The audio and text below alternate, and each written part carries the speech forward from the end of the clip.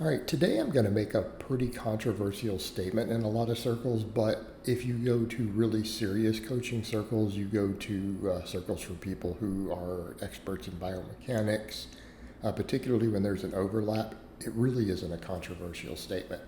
And it's that influencers, people on the internet way overcomplicate single joint exercises and worry about things that literally have zero, and I mean no impact at all on your muscle growth. Now, granted, you're watching me bench at the start here, and I'm going to just rotate in a bunch of tricep work. Uh, Bench pressing, okay, makes sense. A lot of complexity there. It's a big multi-joint exercise, a lot of things that can go wrong.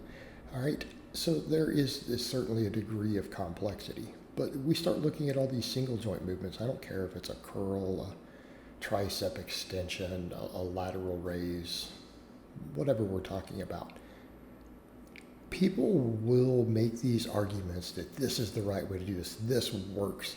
This head at this angle and it'll be more effective. Or they'll worry about things like constant tension. And here's the simple reality. It's a single joint exercise. Okay? I want you to stop for a moment. Single joint exercise. Even if you do some cheating, what is always the limit? Okay? You do a tricep extension. I don't care which version you do of a tricep extension. What is the limiting factor? The triceps. Okay, there is no way around that.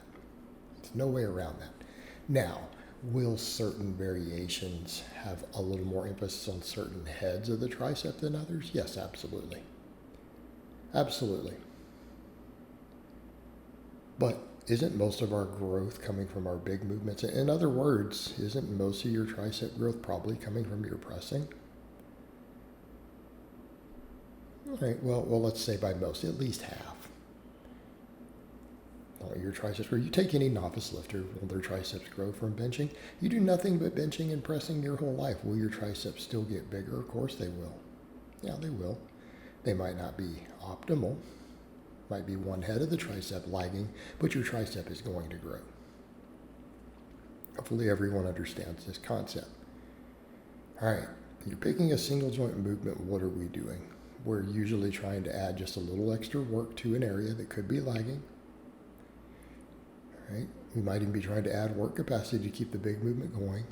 We might be trying to work a function or a head a little more effectively that doesn't get hit on the big movement. Perfect example of what I'm demonstrating here, skull crusher, done after benching. Okay, all right, that makes sense. Why? Because the long head doesn't get worked quite as hard on benching, especially for rep work. Now, max is a little bit different story. Rep work, yeah. Lateral and medial head do grow more. This is based on studies. We know this. So it's not really, you don't have an argument against that. It's been studied in the lab. Those heads grow a little more. An extension like that, a skull crusher, makes the long head grow a little more. Do all three heads grow from both? Yes, absolutely. Okay, but what are we doing here? Shoring up a weak link a little bit, maybe putting a little extra work in a muscle that's being underdeveloped from the big movement. Okay, so this is why you do single joint exercises. It's being paired in. All right, so in that context, you're almost always doing a single joint exercise fatigue. Now, someone says, why start my workout with those? Well, you're probably dumb. I mean, no offense, let's just call it. I don't always do biceps before I do my lat work. Okay, well, you're probably an effing moron. I mean, no offense intended, but that's probably the case. So we don't care. That's kind of a bad idea for you to do that. There's a whole host of reasons. It doesn't matter that some pro bodybuilder somewhere told you that's what they do. It's largely irrelevant. And we know that sort of pre-exhaustion is kind of bad for overall growth. That's a good way to never develop your back, for example. That's a good way to just not have any lats. That's a great way to achieve that.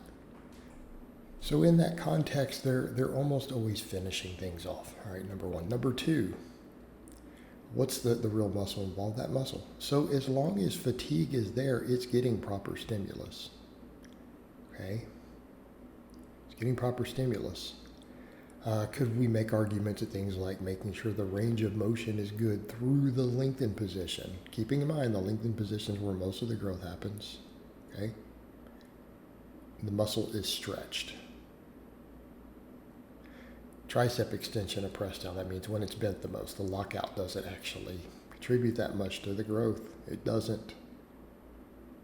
Not what I show, that's what studies show. Okay, we can make cases for that stuff. But people will argue these little nuances. Nuances for muscle activation. Now, do nuances matter for tendon health?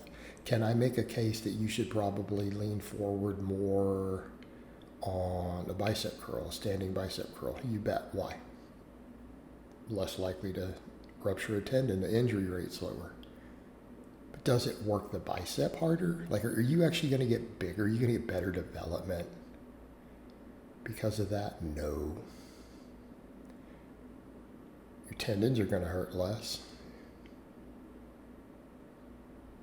Okay.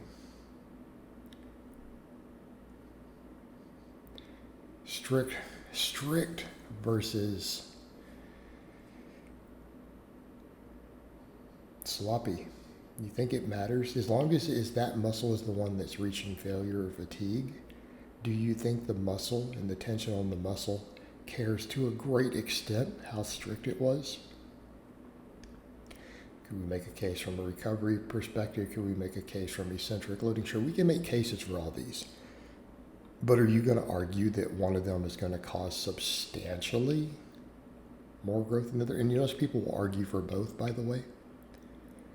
I'm going to go out on a limb and say it probably doesn't really matter that much. Number one, it's a single joint exercise. It's a secondary exercise. Number two,